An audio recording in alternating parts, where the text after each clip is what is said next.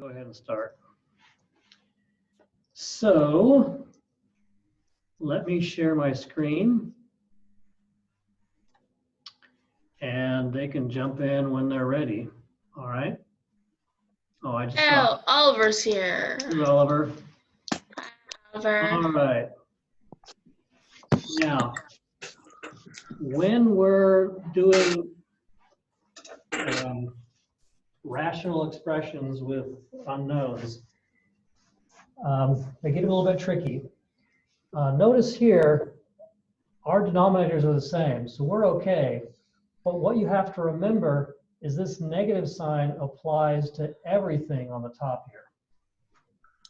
Oh. So what I'm going to say this is, my denominator is a plus 2. And then I got to have 3a minus 2 minus a plus 6. Yeah, because double negative. Let's see, stop. And then I can combine like terms. A 3a and a minus a is going to be a 2a. A negative 2 and a plus 6 is going to be Plus 4. Plus 4 over a plus 2. And what you need to recognize is I can factor the top. I can say a 2. It's 1. Over a plus 2 over. Oh wait, no, it's a plus 2. Well, what that means is these two things can cross cancel out. So it's 2. So this equals 2. All right. Now that's the easy one. All right. Oh no. If we go to this next one, we still realize that these are common denominators. I have z squared minus 3z minus 18, z squared minus 3z minus 18 here. So it's fairly simple to just put them all under one denominator. Okay, I still have my z squared. I still have my, minus 3z. I still have my minus 18. But on the top here, I'm going to have z to the third plus 4z squared. Hey, puppy. Minus 10. Oh, oops. Let's back up. All right. If I have a minus 10z squared and a plus 4z squared, I'm going to have a minus 7z squared, right? Yeah. All right. Now, I'm not done yet, though. Because what I need to recognize is I can factor this bottom part. So let's do it. All right. If I factor this, I'm going to have a z and a z. And I'm going to have, what, a negative 6? Sure. And a plus 3. Yes. Okay. Yeah, that's going to give me what I need. Can I factor the top here? Yes. Z2 out of both of them. Z2 times Z minus 7. I think. I don't know.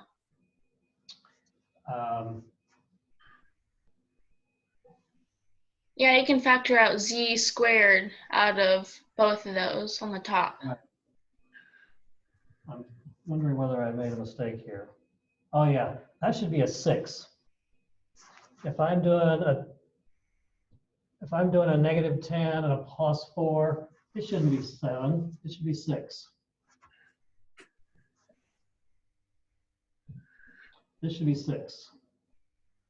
Okay, so Z squared out of both of them. So if I can factor out a z squared out of both of them. Z squared times Z minus 6. Yeah. Oh wait, that's like the same thing. Yeah. Now I can reduce. Yeah. Bada bing, bada boom. And now I end up with z squared over z plus 3. All right. So you've got to be able to factor and do everything right and then reduce, which is essentially what you're doing. All right. We got more. Yay. All right. Now these are not common denominators. However, if I factor this, watch what happens.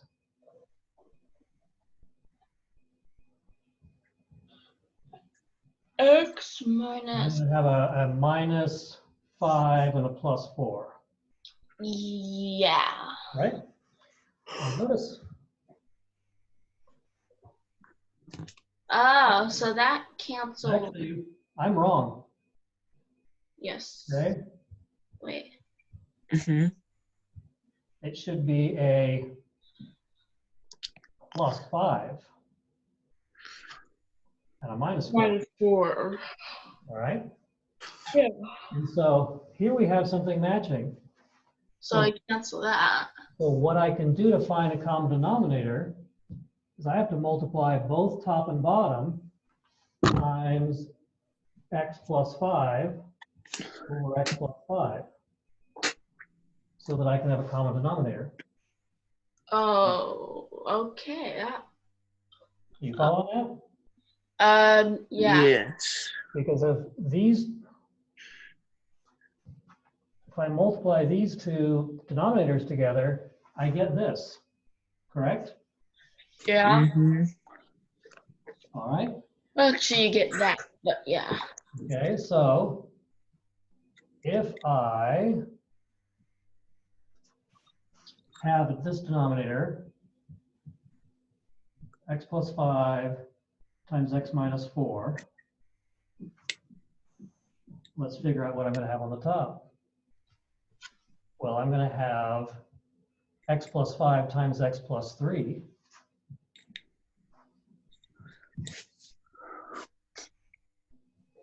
X plus 5 times x plus 3 plus 2. Right? Because that's what I got here. X plus 5, x plus 3 plus the 2.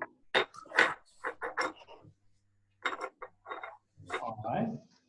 Now, does that change anything? Well, let's go ahead and multiply these two things together. Watch what happens. I'm going to do it underneath here. All right. So on this new fraction, I still have x plus 5 and x minus 4. On the top here, I'm going to have x squared plus 5x and 3x and a plus 8x. And then 5 times 3 is 15 plus the 2 is 17. 17. All right. Lexi. Lie down, Lexi.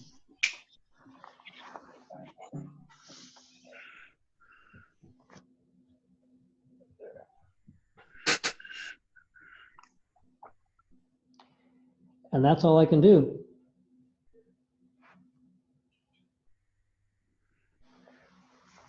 So there's my adding them with a common denominator. All right. One more. And this one is just a little trickier. That's the only reason I want to show it. It's not really all that hard. But if you notice something, these two are opposite each other. If I could only just change the signs. Well, I can change the signs. What I can do is I can multiply both top and bottom times a form of 1. If I multiply anything times 1, it's the same thing, right? So couldn't I multiply both top and bottom times -1? So what do I get? I get a 7 minus y over a y minus 4. And I still have my 8 over y minus 4. See that? Yeah. Do I have a common denominator now? Yeah. Y minus 4. And then I got 8 plus 7 minus y. So I would say 15 minus 1. minus y. All right. So they're going to ask you to play around with that and do these 4 practice problems. If you look on your assignment in the Google document, which is I'm gonna stop and I want to show you this. I'm going to share a different screen here.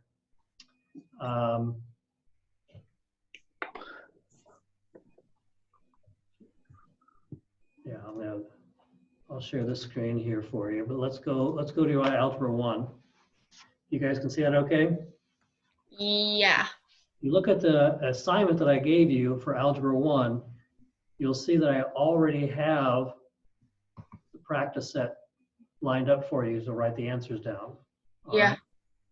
Right? However, I did want you to notice that underneath it, I have, it's not an assignment. It actually looks different, but it's the solution manual. And so I've got the solution manual for the whole week. So you can check your own work. I didn't get a chance to do that for you last week, but it's all right there. Can you guys see that okay? Yeah. All right. So you have the ability to check your work and make sure that you learn from your mistakes if you have any mistakes. All right. You guys good? Yeah. Yeah. Let's see. Who did I not see today? Sayla. I just joined. I see Daniel, Adia, Oliver. That's it. That's all of you guys. All right. Oh, Oliver. Oliver, are you gonna join our meeting? Probably tomorrow. Okay.